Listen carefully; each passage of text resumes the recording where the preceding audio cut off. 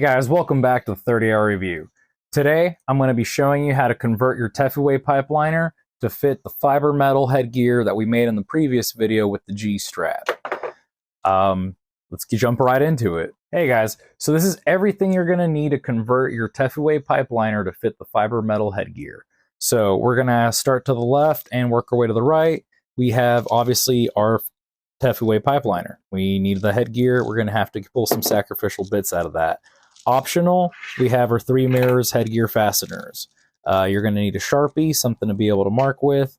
You're going to definitely need these leather rivet kits. They sell them on Amazon. They're not expensive. You're going to need it for the future projects that we're going to be doing because I will be using them. I'll try to put some links up on the description. Now, you're going to need a file because I'm also trying to do this as minimal expensive tools, and just, you know, I'm doing this in a 1-bedroom apartment. You should be able to do this too. We got a Dremel with a tiny little drill bit. You're just going to need to find something that is the same diameter as that rivet. Then we're going to have our fibermetal headgear bits.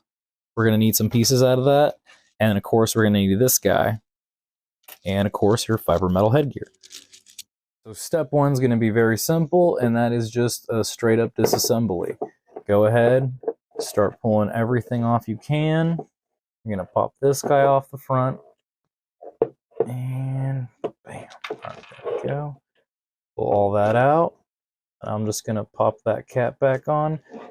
That's what we're going to need right there, that little black square that's still in there. And luckily for us, it just clips itself in place. Same thing on the other side. Pull this off. Try to pop that guy out. They're very tightly built. The tolerances on these guys are really amazing. And then you're going to pull that out. And yeah. So what you're going to actually want to keep are these guys right here. Now, I'm going to keep this helmet good and, you know, as is. I've already worked on this, and I'm going to show you what I've actually been working on. All right, guys, as you can see, I've pretty much just grabbed my little file, and I broke this little these 2 little tabs off by just twisting them off the side of it right there. Ooh, let's see, the tab right here and here, you can just twist them off, and on the back side, this little pin that's sticking out, you're going to have to grind that completely flush, and you want to just get a little round bit that's flush on all sides. And you're just going to grab your file. Got this one that I've already been working on, and I'm going to file that off on camera.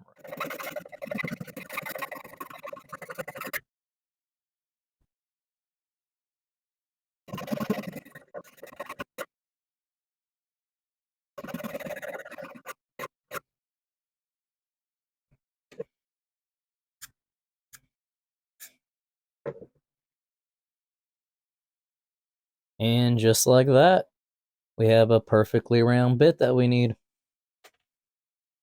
So after we make a mess and get everything, you know, just covered in plastic shavings or whatever, I guess let's just clean up real quick.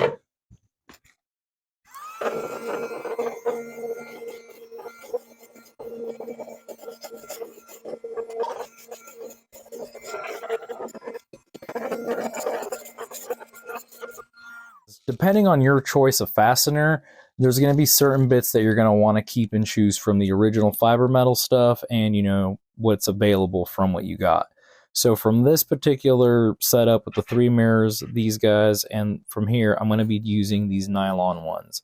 If you're using a different style of fastener where it's not flush and it has an O-ring on there, maybe some of them that stick out and look more like a bolt, you're going to want to maybe use these guys right there.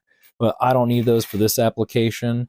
And for these guys, all you're going to do is push them in this little crevice that is right there. Literally, it'll just kind of line up, and it should be able to hold it in place. And this is just acting as a spacer, so we're not tweaking anything. We don't want to bend the plastic over time. So yeah, those will just pop right in there. And the cool thing about these is they say right on them, left or right. And you just take that and pop these in here. So I'm going to go ahead and throw this headgear on here and pop this in here like you normally would, like you would on a fibermetal headgear. And I'll show you how to mark your hole for the rivet that goes in the side of this. All right, so we got the headgear and the fasteners on there. Everything looks, you know, how it should.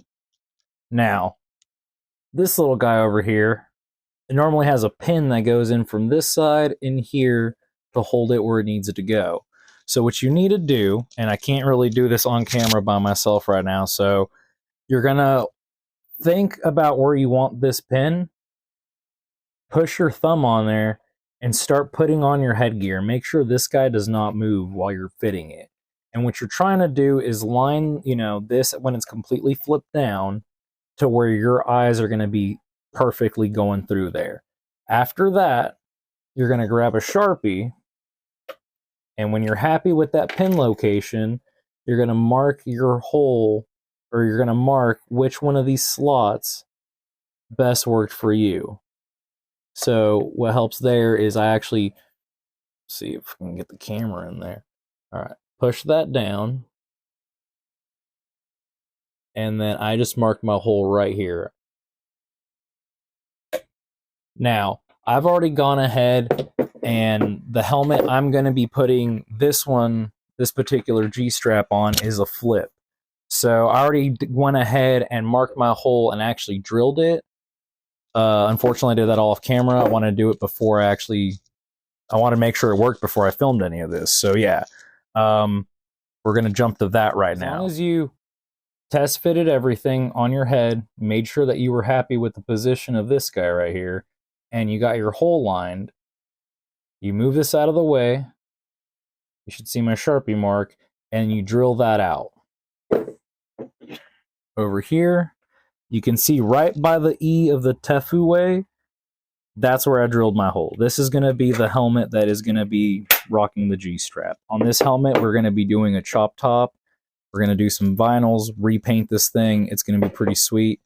But yeah, let me show you the next step from your leather rivet kit. You're going to find whatever color hardware you're going to be using. I got gold hardware for my fasteners, so I'm going to use a gold rivet. I'm going to grab the longest rivet they have, this one right here. And now in that hole I made, I'm going to force that through there. I make sure it's a tight fit, so it would be kind of hard to press in there to begin with. I didn't want the sliding out. But also I'm going to be gluing it in after I'm done with everything. And bam. The gold pin sticking in on the inside. After you'd super glue this, you know, you'd be done. This would be a completed helmet, but because I still have paint, graphics, leather work to do on this, you know, I'm not going to be gluing this in just yet. Let me put this all together and show you what it looks like. So here we have both tefuawe pipe liners, one with the fibermetal headgear, one with the original headgear. Honestly, I believe the fibermetal headgear looks great. The metal fasteners look amazing. The, you know, matching headgear with the matching hardware to make the pin, I feel really set it off. And when we get some paint, vinyls, and we do leather work on this, I feel really take off. On the next part of this, I'm going to be showing you how to set up for leather work for doing the top leather bib. Stick around, leave a comment for the next 30-hour review.